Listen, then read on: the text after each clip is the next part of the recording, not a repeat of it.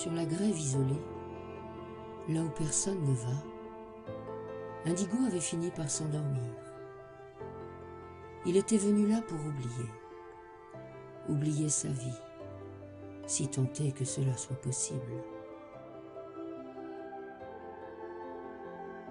Comme sorti de nulle part, nimbé de sa robe désert, les cheveux mouillés par les embruns, la vieille femme s'approcha silencieusement.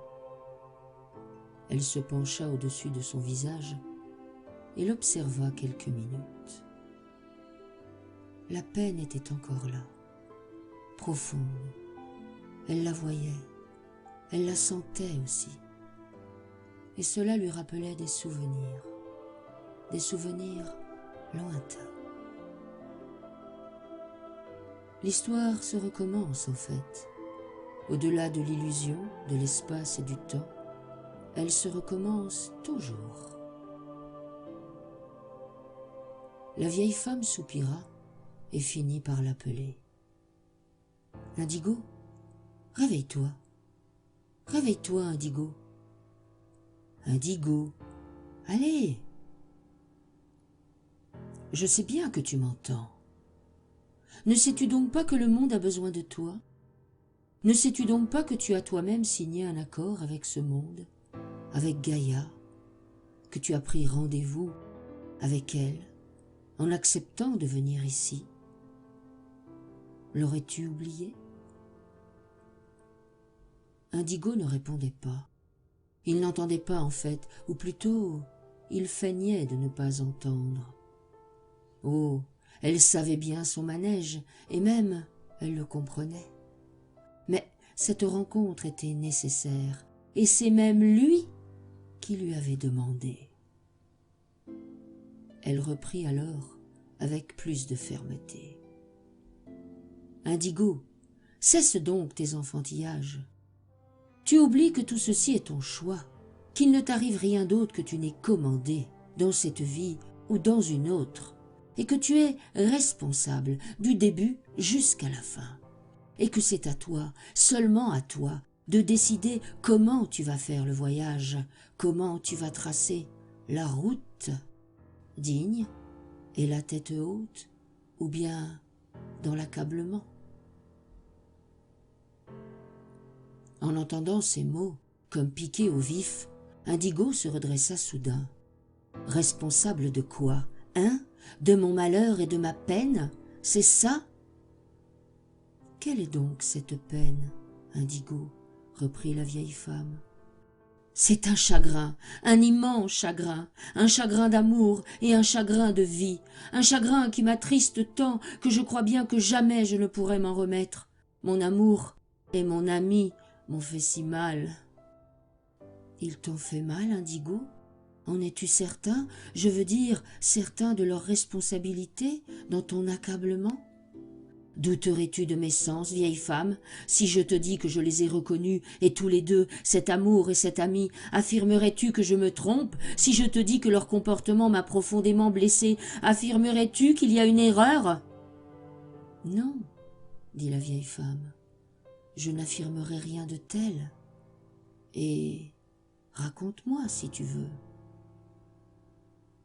Elle semblait si compréhensive, si douce, à l'écoute.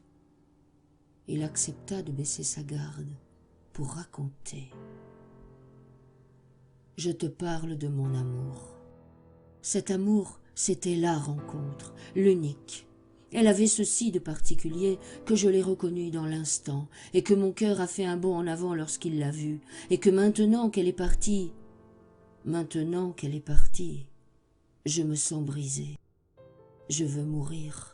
Je veux qu'on me laisse, je veux que la vague m'emporte et que le sable m'engloutisse. Je veux disparaître. Mais tu feras d'autres rencontres, voyons, et même de bien plus belles, je te l'assure, reprit la vieille femme. Mais tu ne comprends pas, celle-là était particulière. Je te dis que je l'ai reconnue au travers du voile de l'illusion. J'ai su instantanément que nous nous étions déjà croisés. À ses mots tout d'abord, à son regard. Son âme et la mienne chantaient ensemble la même mélodie. J'ai entendu le son de la flûte, de la vielle et les rythmes des tambourins. Sa voix m'a charmé.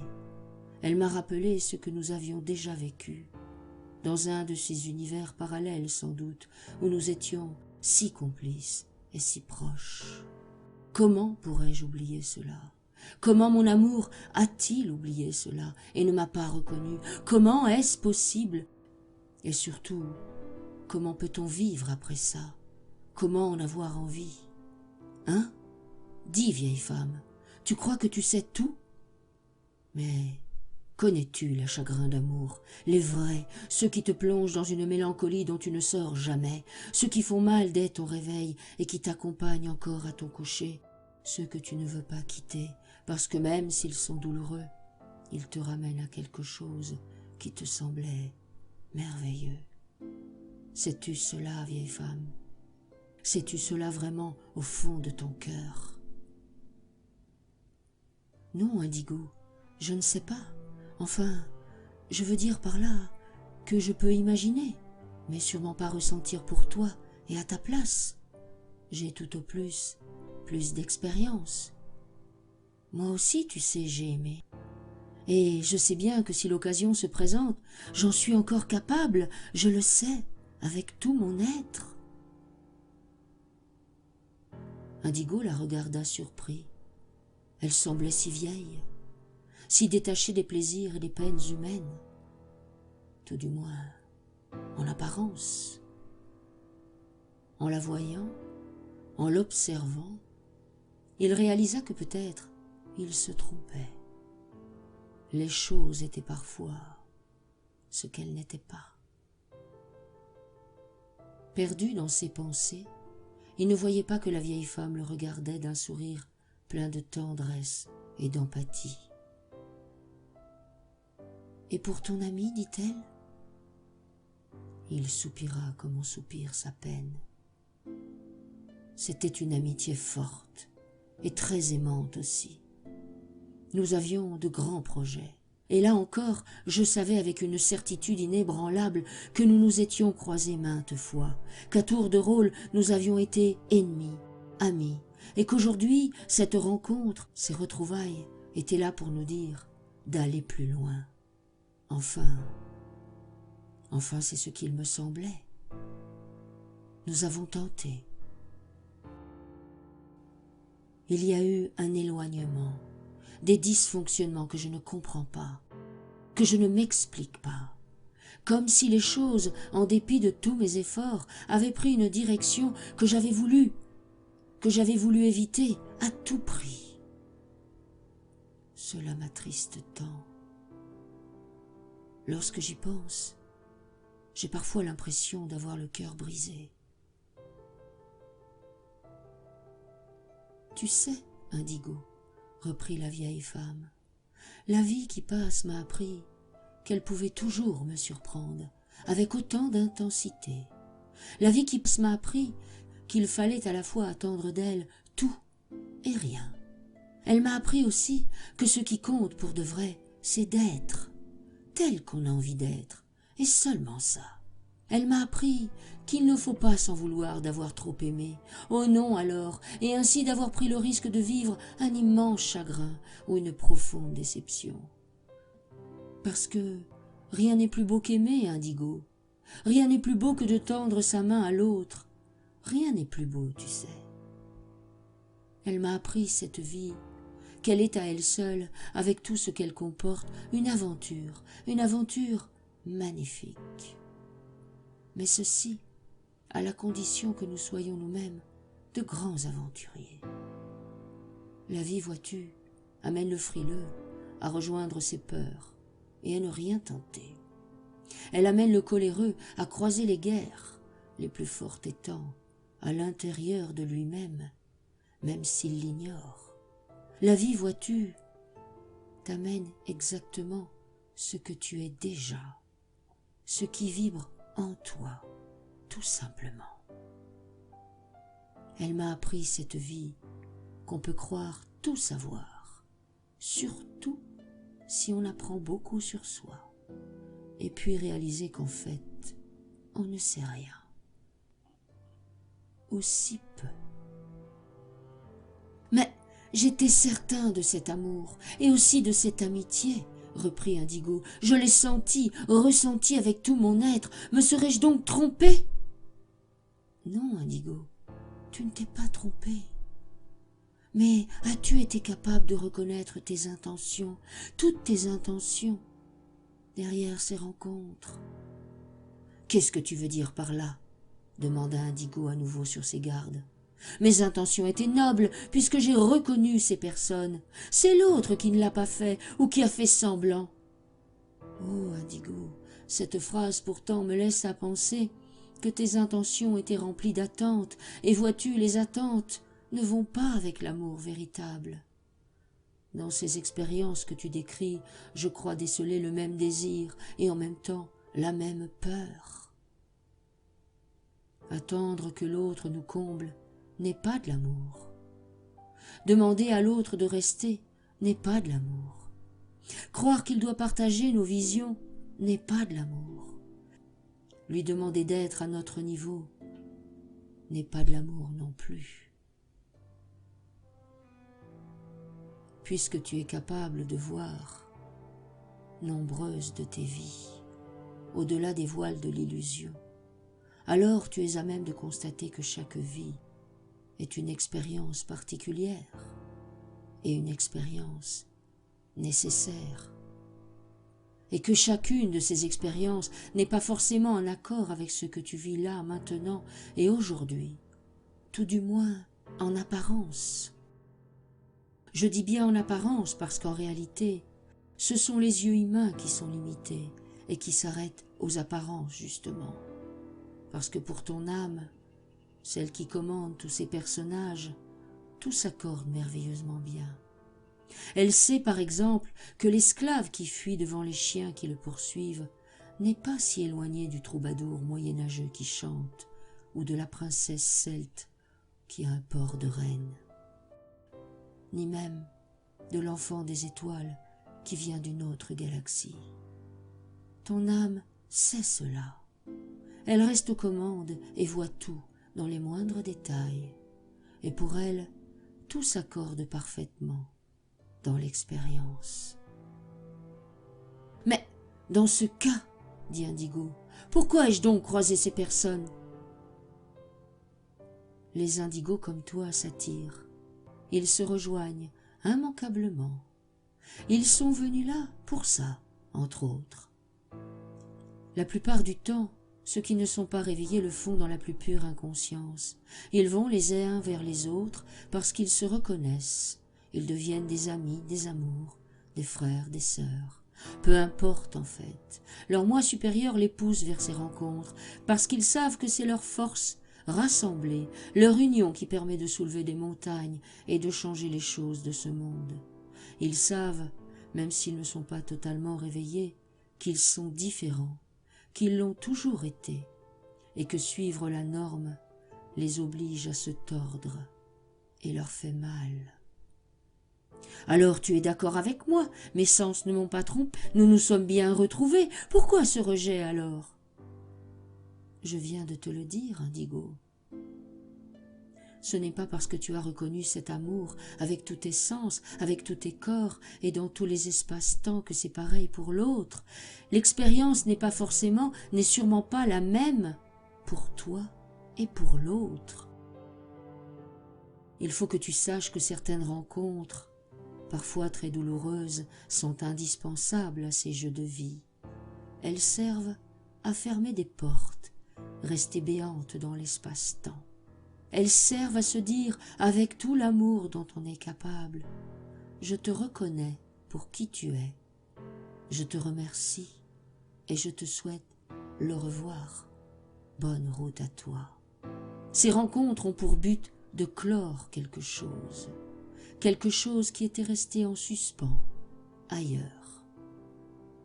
De ces rencontres, une fois la peine passée, on se souvient de l'amour, et on voit combien elles nous ont permis de grandir et d'accroître notre conscience.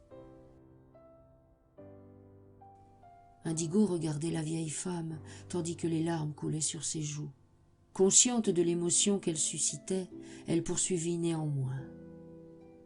Les guerriers sont capables d'entendre beaucoup de choses.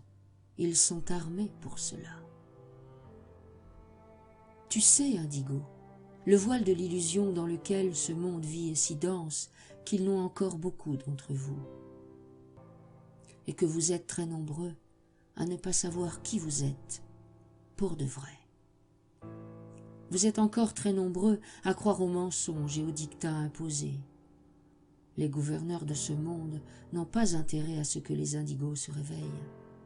Non, ils préfèrent les voir endormis, englués et pervertis par les mêmes croyances que la masse, abdiquant devant leur propre pouvoir pour suivre celui d'un autre ou de quelques autres.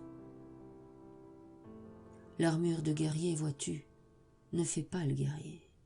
Ce qui fait le guerrier, c'est la conscience qu'il met dans sa mission et dans sa vie.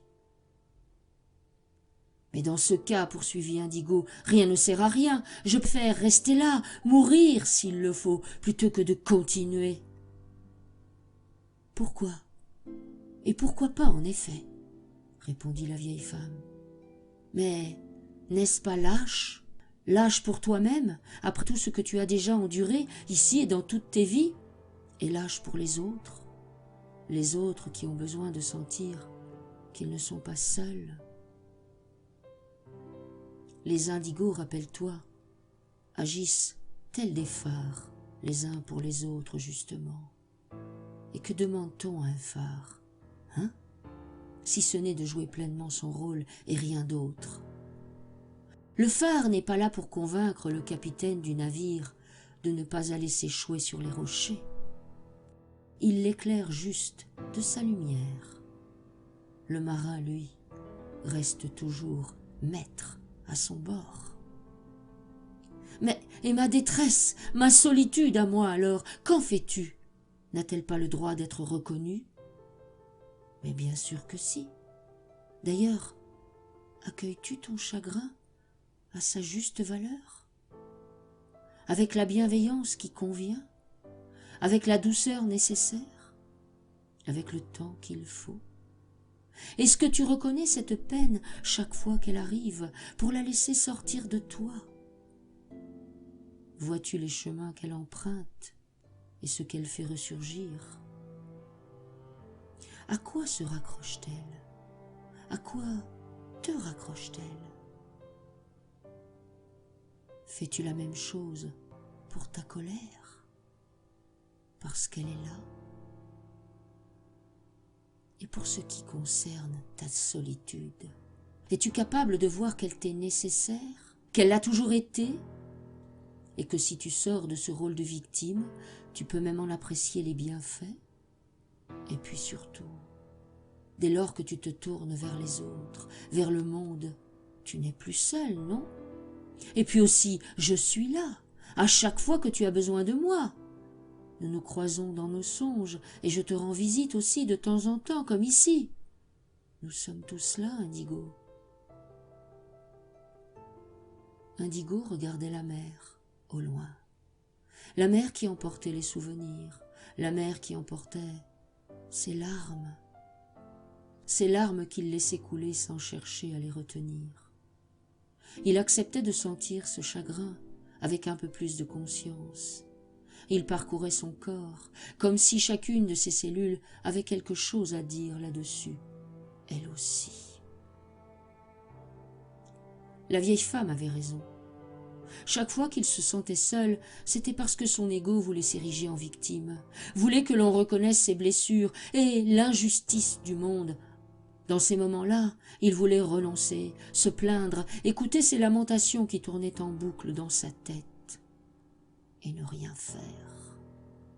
Sans doute, certainement même, y trouvait-il quelque intérêt, quelque bénéfice. Oui, c'est vrai, la vieille femme avait raison. Elle avait toujours raison. Elle avait toujours été là. Elle était toujours là. Et lorsqu'il ne la voyait pas, c'est parce que lui-même avait fermé la porte. Ici, maintenant, sur le sable, seul, il ne pouvait pas se mentir. La vieille femme poursuivit. Personne ne te demande de ne pas reconnaître tes émotions, ta peine et tout le reste. Au contraire, accepte donc de les regarder en face, comme un guerrier, de les laisser aller dans toutes tes cellules, ces émotions, parce que c'est bien là qu'elles sont, au creux de ton être. Accepte les larmes si elles arrivent, accepte de reconnaître ton humanité, ta fragilité, tes faiblesses, ton emportement. Accepte de voir le petit enfant qui se cache et qui souffre. Accepte de t'être trompé, ici ou ailleurs, maintenant ou dans une autre vie. Accepte de ne pas pouvoir accepter, parfois, parce que la vie est ainsi. Accepte simplement d'être qui tu es, et ainsi, tu pourras accepter l'autre et marcher digne sur ta route. Indigo ressentit soudain une nouvelle vague qui le submergeait. Elle semblait venir de si loin, celle-là. Elle avait des relents de colère, d'amertume, de peur aussi. Ah, il s'était cru aguerri, fort, et pourtant ce chagrin-là l'avait mis à terre, comme ça, d'un seul coup. À l'image d'une lame de fond qui vous emporte sans prévenir. Elle avait tout fait ressurgir. Oui, il avait voulu cacher son impuissance, sa déception. Mais en agissant de la sorte, il devenait dur, inflexible, et surtout, il se retirait du monde.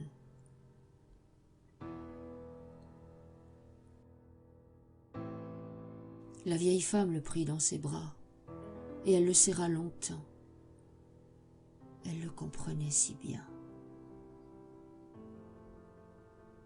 Lorsqu'Indigo se réveilla, la nuit était tombée, et le phare de la digue, un peu plus loin, éclairait les rochers qui affleuraient.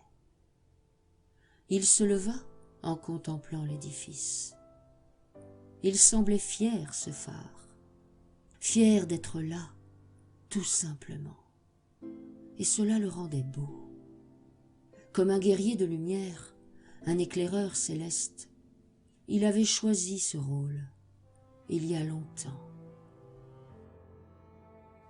Indigo quitta la grève, avec la certitude que l'image de ce phare resterait gravée à jamais dans son cœur. De toute sa hauteur, la construction de pierre semblait lui dire « Lève-toi, Indigo, lève-toi !» Tu es exactement là où tu dois être, et tu n'as qu'une chose à faire, en digne guerrier que tu es. Conduire ta force vers le juste, en sachant que vouloir convaincre est illusoire. Seul l'exemple vaut quelque chose et inspire véritablement.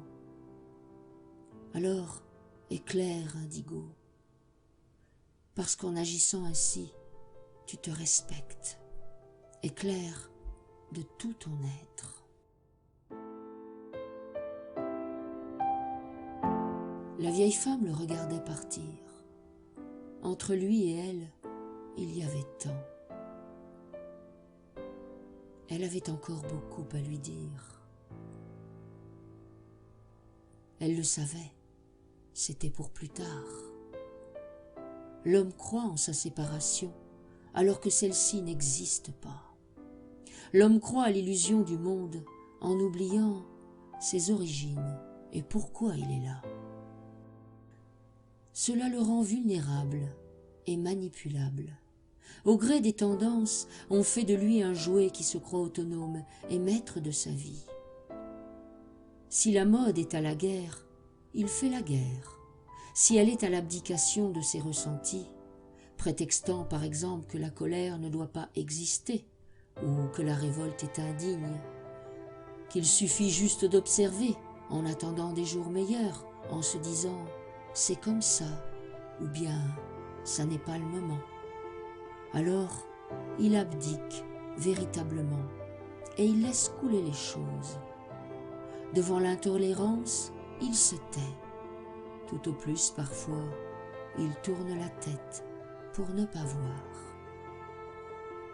La vieille femme savait combien Indigo, comme tous les siens, était affecté par les séparations, les trahisons, les injustices. À force de tant en voir, il lui arrivait de ne plus rien vouloir et d'être envahi par le « à quoi bon ». Elle voulait pourtant lui rappeler la chose suivante.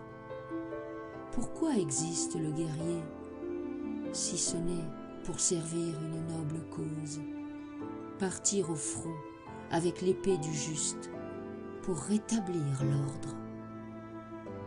Pourquoi existe le guerrier, si ce n'est pour ça? Quoi qu'il arrive, elle était là, elle serait toujours là, pour lui rappeler l'essentiel.